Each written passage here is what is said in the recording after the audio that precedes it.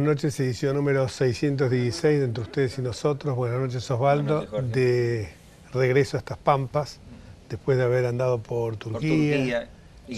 Y Grecia. Bueno, comentarios futbolísticos podemos hacer porque estamos... Sí, los dos dulces después del domingo. Los dos domingo, dulces después del domingo. Con gracias a las actuaciones de nuestros arqueros. Exactamente. Uno que tendría que estar en la selección nacional y el otro que seguramente va a estar Armani y campaña en lo oriental. Hoy vamos a abordar un tema que venimos tratando en nuestro programa hace ya algunas semanas, que es el tema que se está debatiendo, se comienza a debatir en el seno de la Cámara de Diputados de la Nación, y que es la interrupción legal del embarazo. Cuando dicen interrupción, no me voy a cansar de repetirlo, aunque sea en forma machacona, que cuando se señala este sustantivo se está evocando necesariamente la paralización momentánea de un proceso. Eso es interrumpir un proceso que se sabe que se va a reiniciar a posteriori. En cambio, cuando se habla de interrupción del embarazo, se está hablando de la finalización de un proceso, el proceso de gestación de una vida de un ser humano. Hay muchas voces, tanto en uno como en otro sentido, y afortunadamente esta discusión se da por primera vez en la Argentina, gracias a que el gobierno de Cambiemos decidió que ningún problema quede debajo de la alfombra y que todos los temas se debatan, por supuesto, con seriedad, responsabilidad y sobre todo mucho respeto. Este tema produce un corte transversal entre distintas fuerzas políticas porque aún dentro del mismo seno del interbloque Cambiemos hay quienes estamos a favor de la vida, en contra del aborto, y hay otros que están a favor del aborto. Y pasa lo mismo en el Frente para la Victoria, en otras fuerzas políticas como el Frente Renovador y partidos provinciales. Y esto me parece que es enriquecedor para la democracia siempre y cuando las conversaciones, los debates se den en un marco de sano respeto y, como a mí me gusta decir siempre, respeto y compromiso, no tolerancia, porque tolerancia parecería que estamos señalando una situación de poder de una persona respecto a la otra. Yo te tolero porque te aguanto, pero realmente no me interesa lo que vos decís. Eso es la tolerancia. El respeto recíproco es otra cosa. Es saber entender lo que dice el prójimo y no ponernos un bloqueo, sino estar dispuestos a poder debatir con ellos y si la idea que tienen es mejor, por supuesto, aceptarla. En esto yo tengo posición tomada, creo que, no me canso de repetirlo, la vida y la dignidad humana son valores no negociables. Y hoy tenemos para que nos acompañen, para tratar este tema y otros también de política nacional, a la diputada Cornelia Schmidt-Riemann. Gracias, Connie, por estar con nosotros, diputada del PRO de la Ciudad Autónoma de Buenos Aires, y el diputado Lucas Incicco, ¿así lo digo bien? Incicco, que es diputado nacional del PRO por la provincia de Santa Fe, que son dos voces que, si bien formamos los tres el mismo espacio del PRO, tenemos una visión en esto también muy semejante, pero que cada uno desde su visión, desde tanto el punto de vista bioético, como del punto de vista social, como del punto de vista jurídico, aportamos miradas que son convergentes, pero que son asimismo complementarias. No diría diversas, sino que son complementarias, aunque apunten en el mismo sentido. Y la primera pregunta que se me ocurre, me voy a alterar, tendría que ser la dama, pero vamos a empezar por Lucas. La primera pregunta que se me ocurre hacerte es, en algún momento vos hiciste en alguna de las charlas de bloque una exposición muy clara del plexo normativo que rodeaba estas circunstancias del aborto, tanto lo que se refiere al plano normativo internacional como al local. Y me pareció muy atinado, sobre todo donde estaba alojada la norma del artículo 86, en el capítulo de delitos contra la vida, y eso me pareció algo que me parece que es digno de ser resaltado, porque es un punto de vista que se aborda, pero a veces livianamente. Sí, más que nada para poner el foco donde hay que ponerlo y darle la perspectiva al tema desde un punto de vista legal, que no es menor.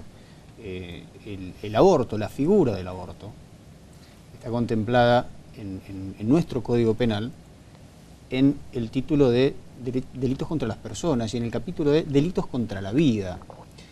Entonces, dos reflexiones. En primer lugar, hoy la ciencia ya nos dice de manera incontrastable que hay una vida. Que hay una vida. Desde la formación del embrión, desde la concepción ya misma en el seno materno, la ciencia dice que hay una vida distinta a la de la mamá, una vida independiente, con su propia secuencia de ADN. Y desde el derecho, desde el orden legal, en nuestro sistema no solamente se reconoce una vida, sino que se reconoce la existencia de una persona. Así lo dice el artículo 19 del Código Civil, que fue recientemente modificado hace poquitos años, y eso se mantuvo. Y si encima prestamos atención a que hay numerosos tratados internacionales que para nosotros y desde el año 94 tienen rango constitucional, tiene jerarquía constitucional, que protegen la vida desde la concepción en el seno materno, y que promueven y postulan la vida. Es decir, no solamente que reconocen la existencia de una persona, sino que protegen y garantizan esa existencia. Me parece que mal podemos legislar nosotros en contra de eso, sobre todo teniendo en consideración que el aborto está, en casos críticos, despenalizado en nuestro país desde el año 1921, que son los supuestos que prevé el Código Penal, el caso del aborto terapéutico y el caso del aborto por violación, que el fallo FAL de la Corte del año 2012 vino a aclarar y un poco a echar luz sobre cómo se debe interpretar eso. Entonces me parece que no podemos tan livianamente hablar de la interrupción voluntaria de un embarazo sin tener en cuenta que hay vida, que para el Estado argentino, a través de sus leyes, existe vida y que el Estado está obligado a respetarla y a defenderla. Creo que nos arriesgamos a generar normas que vayan en contra del plexo, no solamente del derecho interno, sino del derecho internacional de rango constitucional. Connie, vos tenés una visión, porque has trabajado este tema desde el punto de vista de la mujer que aborta, las secuelas que para ella acarrea, porque uno dice el estrés post-traumático, por decirlo de alguna manera, después de haber pasado por una situación de aborto, concluye muchas veces hasta, y no quiero dramatizar, en suicidios. Sí, la verdad es que lo que estamos trabajando acá y viendo es qué valor le vamos a dar a la vida y a nuestra sociedad. Y en esto yo quiero defender al inocente, quiero defender a aquel que no tiene culpa, que es el bebé, aquel que no tiene a nadie que lo defienda, y también a la madre, porque creo profundamente en el poder sanador de poder dar vida. Entonces yo creo que hablar con liviandad, que la mujer embarazada se saca un problema de encima, no saben el mal que le están haciendo, porque las secuelas que quedan, y va a quedar demostrado en diferentes opiniones también de científicos, filósofos, psicólogos que vamos a tener, son tremendas, independientemente al mal que le hace a una sociedad toda. Entonces, cuando hablamos de aborto, estamos hablando de sacrificar una vida por otra, que en algunos casos excepcionales se puede dar, pero hay que acompañar a la madre con todo el amor del mundo, y lo que hay que tratar es de prevenir esa situación, en no llegar a embarazos no deseados, pero cuando tenemos un embarazo no deseado, volvámoslo deseado, porque realmente la posibilidad de que una madre pueda, a través del hijo que en principio no quería tener, encontrar una sanación para ella y un motivo de vida, es lo más bello que le puede pasar a una mujer. Estaba recordando que entre los muchos llamados que tenemos, y que a veces la gente le pido que por favor no se enoje porque este programa es grabado, no va en vivo, y muchas veces no podemos repetir los mensajes porque ya devienen extemporáneos, y como hay distintas repeticiones, el otro día me llamó muy conmovida una señora que le iba a sacar al aire hoy, pero me pidió que por favor no lo hiciera, porque, y con esto de vuelta, porque a veces nosotros tenemos el miedo que estemos con golpes bajos, y estas cosas hay que decirlas porque no son golpes bajos, son testimonios de gente que pasó por situaciones dramáticas. Porque muchas veces las personas que defienden el aborto dicen que nosotros damos golpes bajos con estas cosas. pero no es así. Una señora me dio su segundo nombre, y su segundo nombre es muy común en la provincia de Córdoba, del Valle de Córdoba, creo que es de Córdoba capital, una mujer que ya ha pasado los 70 años, y me dijo que había abortado cuando era muy jovencita, y que después tuvo 3 mujeres, y que cada vez que veía, ella estaba convencida que ese chico era un varón, y que cada vez que vio durante su vida un chico en la calle, pensaba que era el que yo no había tenido, y me dice, me daba cuenta que eso no lo podía arreglar, doctor, y me señaló, el dolor que queda después no se puede superar. Yo no sabía que era una vida, porque me dijeron que era una bolsita de sangre, y de verdad siento vergüenza de contárselo, me dijo, por eso no quería salir al aire, y le entiendo perfectamente, pero gracias a Dios tengo todos mis nietos que son varones. No interesa, o sea, ella lo vio esto como algo, independientemente del sexo, lo vio como algo que sintió, como que había algo que realmente había podido reivindicarla. Y me dice que hay que concientizar a lo que estaba yendo vos, Connie, que es una vida y que eso no se recupera nunca más haber conculcado esa vida que ya, a partir, como bien decía Lucas, desde que se produce el cigoto hasta que llega a su fin, a la terminación de los días en esta tierra, es una persona. Sí, viste, y también uno ve detalles de personas que hubiesen podido ser abortadas y no lo fueron, como Steve Jobs, que él decía que la madre lo dio en adopción y él quería conocer a su madre biológica para agradecerle, o Celine Dion, que era la 13 de hermanos y que también fue un accidente y que estaban a punto de abortar y un sacerdote le dijo a la madre que no aborte. Entonces vos ves casos también maravillosos, por eso la posibilidad de que una mujer pueda dar vida en sí ya es un milagro. Entonces, que las mujeres que estén en duda si abortar o no, piensen en eso, que siempre dar vida es positivo, nunca puede ser negativo, ¿no? Y por eso una sociedad tiene que saber con qué valores quiere realmente enfrentarse a este futuro líquido. Y yo creo que ahí Argentina, el alma argentina, lo vimos en la marcha, se manifestó, que estamos a favor de la vida todos. Y también creo que, con esto termino, que hay una falacia que se está tratando de instalar, que aquellas mujeres que creemos firmemente en la paridad, en el empoderamiento de la mujer, estamos a favor del aborto. Nada más irreal que eso. Al contrario, yo creo que justamente una mujer empoderada más fácilmente va a poder decidir sin problemas en dar vida. Pero por eso necesitamos muchas mujeres empoderadas. Sí. A mí me parece que el aborto es ir a la solución más fácil, es un atajo.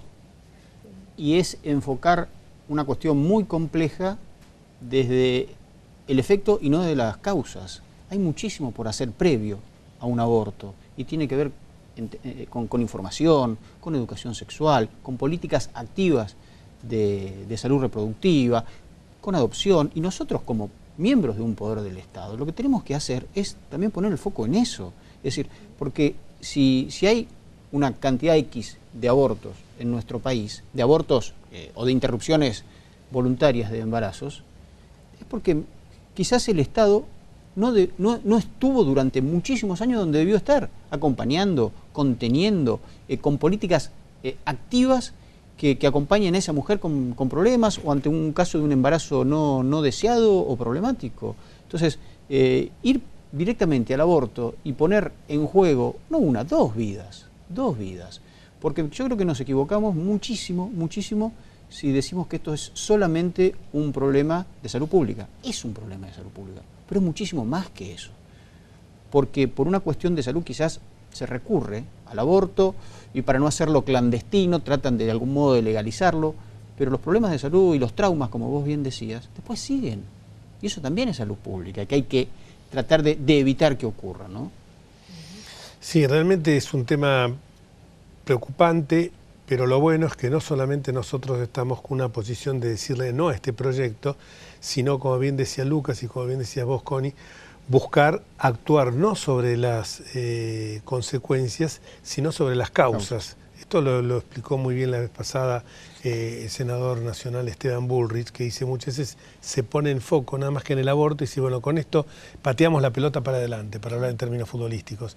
Y me parece que esa no es la solución, y sobre todo no es la solución tampoco cuando quienes son las personas que menos, donde se produce el nivel más bajo de abortos, aunque le parezca mentira a muchos, es en las clases sociales más bajas. Los curas villeros lo han dicho con una claridad meridiana. Son mamás que tienden a cuidar más la vida. Más. Y caemos de vuelta en un viejo problema de la Argentina, que es utilizar a los pobres para encaminar determinados intereses políticos, más que nada también, ¿no? Sí. Hablando de la utilización de los pobres, los últimos números que han sido explicitados por el INDEC nos muestran que ha habido un descenso a la pobreza importante. La pobreza a fines del 2017 alcanzaba un 25,7% de los argentinos y que la indigencia estaba en 4,8%. O sea, si se comparan las cifras con la del 2016, hay un descenso de un 4,6% en la pobreza y de una baja de 1,3 en la indigencia, con más allá de 7 trimestres de crecimiento consecutivo, de todo el tema de la construcción, impulsado por los créditos y con ese que ya Samuelson lo decía, y Keynes obviamente, ese efecto multiplicador que tiene la construcción. Pero parece que muchas veces las voces que uno escucha, vos te reís, son voces que denostan, y parecería que es como que queremos ponerle permanentemente el palo en la rueda. Queremos no, nuestros hoy ocasionalmente opositores, es como que se regodean con que alguna variable, ya están diciendo que esta inflación, que este índice no se va a poder mantener y que van a repuntar los índices de pobreza. ¿Ustedes cómo lo ven? No, a ver, tenemos una pobreza estructural de la que estamos saliendo, que creo que esa es la mejor noticia. Vamos a necesitar mucho esfuerzo, y no solamente de los gobiernos, sino de la sociedad toda, también del empresariado, de la sociedad civil, porque es tan profundo tener un 30% de pobreza que un gobierno solo no lo va a lograr. Entonces, lamentablemente, yo ya creo que después de Pascua ya la campaña el año que viene se instaló firmemente también en el Congreso y en todos los ámbitos. Entonces, yo les pido también realmente a los opositores que nos ayuden como gobierno a entender que tenemos que crecer juntos, que no denosten las cosas que son ciertas y que ellos saben que son ciertas. Porque nosotros, no es para nosotros alabarnos a nosotros y decir que bárbaro, miren lo que estamos logrando, sino es por la gente. La verdad, tenemos que pensar en la gente para que pueda estar mejor. Así que nos faltan leyes también que necesitamos y espero que nos acompañen, como nos acompañaron hasta ahora. Así que ojalá tengamos una oposición constructiva a pesar de ya estar en campaña. Y que no nos hagan chicanas como la que hizo Gabriela Cerruti cuando fue el tema de la presencia del ministro Caputo. Sí, tu gesto fue elocuente. El papelito fue de Caputo y el papelón fue de Cerruti. Claro, muy buena frase. Muy buena frase. El tema, vos es que nuestro gobierno se impuso como objetivo primordial desde diciembre del 2015 una meta de pobreza cero, que es una meta, es una expectativa, es una estrella polar que guía todas las acciones del gobierno. Y falta muchísimo, sí, pero estamos en el buen camino y el propio presidente ha pedido que al finalizar su mandato, o sus mandatos, podríamos decir también, sea juzgado por eso, por cómo ha disminuido la pobreza en la Argentina. Y los números son muy claros, son objetivos, son contundentes, y los da un INDEC renovado, creíble, confiable, que está dirigido de manera totalmente independiente por una persona muy respetable y que no viene ni del PRO, ni de Cambiemos, que tiene toda una trayectoria y que se maneja con absoluta independencia. El problema que tenemos es que gran parte de la oposición no creen los datos objetivos de la realidad, no creen las estadísticas, se han manejado por sensaciones, sabemos que han hablado muchas veces de sensaciones y demás, que han destruido todo el de la calle. Claro. Y que no se los contaba a los pobres porque era estigmatizante. Entonces venimos de una cultura de 12 años donde no había estadísticas, porque les convenía que no las hubiera, porque de ese modo podíamos decir que teníamos menos pobres que en Alemania, y nos dejaron un país con más de 30% de pobres. Bueno, nosotros, y con el presidente a la cabeza, estamos trabajando muy fuerte en eso, y los resultados empiezan a darse, empiezan a verse.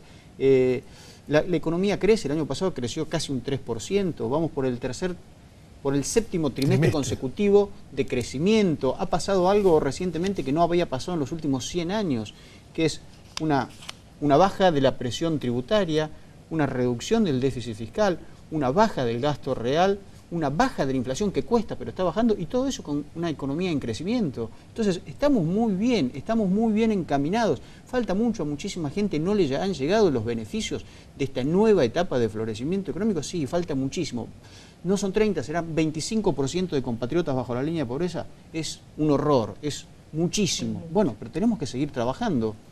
Y estamos rompiendo las mafias. También la buena noticia de la licitación para los precios de los medicamentos. Es algo que no logró nadie, que costó gobiernos. Y lo logramos hacer. Arturo Illia le costó al gobierno por pretender enfrentarse a las mafias de los medicamentos, ¿no? Exactamente. Así que hay muchos avances y lo podemos hacer, realmente lo podemos hacer, pero también con la oposición, y confiamos en eso.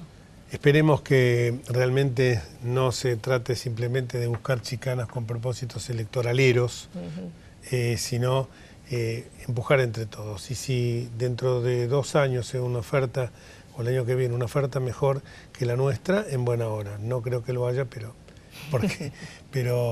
en buena hora, porque la democracia es también alternancia y esto es saludable, pero por ahora no se visualiza nada más que lo que hoy se está haciendo a pulmón, con mucho esfuerzo, como bien dijiste vos, Lucas. Estábamos navegando sin piloto automático, sin instrumental, sin nada, a ciegas totalmente, y además como en una situación realmente con un déficit energético y con un atraso de infraestructura tremendo. Yo venía la vez pasada por una ruta provincial de General Madariaga a General Conesa, se está ampliando como nunca se hizo en años, y uno ve el estado en que se encuentran las rutas. Ya no hablemos de la 8, que la gente que la transita habla maravillas, y esto cuesta esfuerzo. La casa estaba destruida, no la podés de la noche a la mañana tenerla con las habitaciones, con los baños, todo perfecto, porque eso es imposible. Muchísimas gracias, Connie. Gracias, Lucas. Gracias. Y vamos a una pausa, y cuando volvamos, temas de actualización, de actualidad internacional, tanto en la visita del presidente de España, Rajoy, como cuanto la detención de Lula da Silva.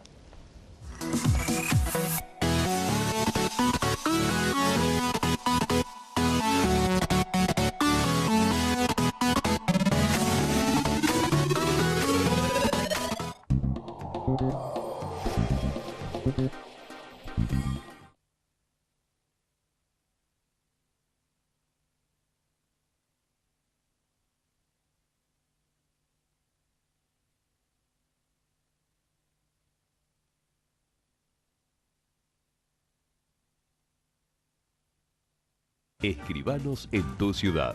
Nuestro consejo es prevenir problemas. Colegio de Escribanos de la Ciudad de Buenos Aires. Consejo Federal del Notariado Argentino. El Colegio Profesional Inmobiliario auspicia este programa.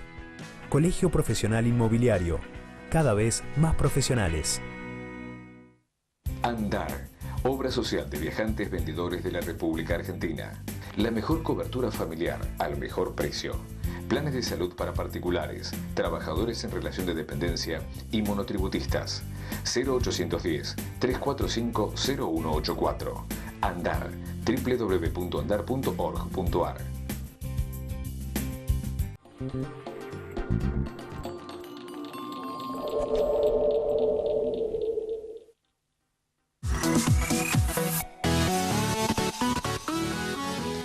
Y ya que venís del exterior, vamos a llevarte a temas de actualidad internacional, 2 temitas, que en el breve tiempo que nos queda: la visita de Mariano Rajoy a la Argentina y la detención de Lula. Bueno, es la primera vez en más de 10 años que viene un jefe de gobierno español a la Argentina, lo que habla del restablecimiento de las relaciones normales de la Argentina con el exterior, y en particular con España. Vos recordarás el inicio del gobierno de Néstor Kirchner, cuando tuvo aquella reunión en Madrid con empresarios españoles, que prácticamente los insultó, los menospreció.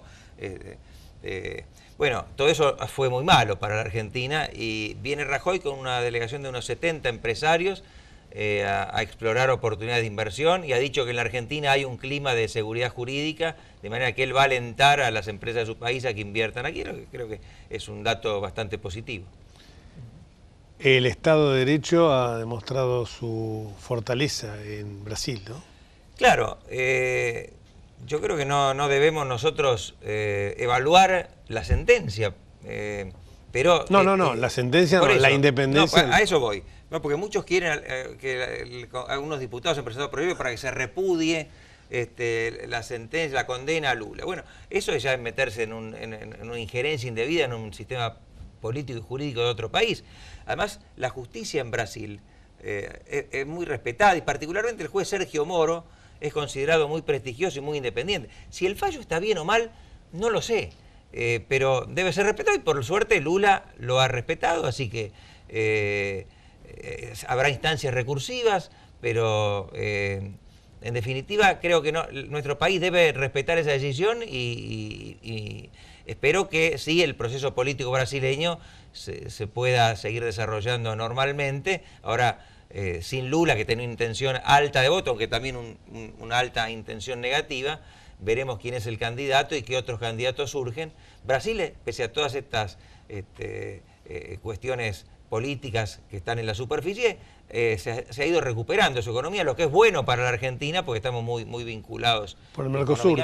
Pero además, lo que yo digo es que hubo un respeto también por parte del pueblo brasileño, que no hubo manifestaciones como acá seguro las habría habido si hubiera habido la detención de un líder como era Lula, sí, ¿no? Hubo alguna manifestación, pero todo en un clima de tranquilidad. Acá hubieran sido, nosotros vimos escenas muy violentas por leyes que se votaban en diciembre, con un loco, con un mortero que todavía está diciendo, un personaje que no se sabe dónde está y que todavía incita a la violencia desde el exterior. O sea que eso revela una madurez también del pueblo. Sí, hay que destacarlo, es bueno destacar eso. Y es significativo que si hubo un hecho de corrupción, cualquiera sea el gobierno que esté a cargo de la conducción de un país, se investigue, y si tiene que ir condenado a prisión, vaya esa persona. Algunos dicen, no, pero el gobierno de Lula hizo esto, hizo lo otro. Bueno, pero nadie discute eso lo discuten los ciudadanos en el momento de votar. ¿Sabe qué es eso? El famoso apotegma que se acuñó acá en la Argentina: roba pero hace. Lamentablemente,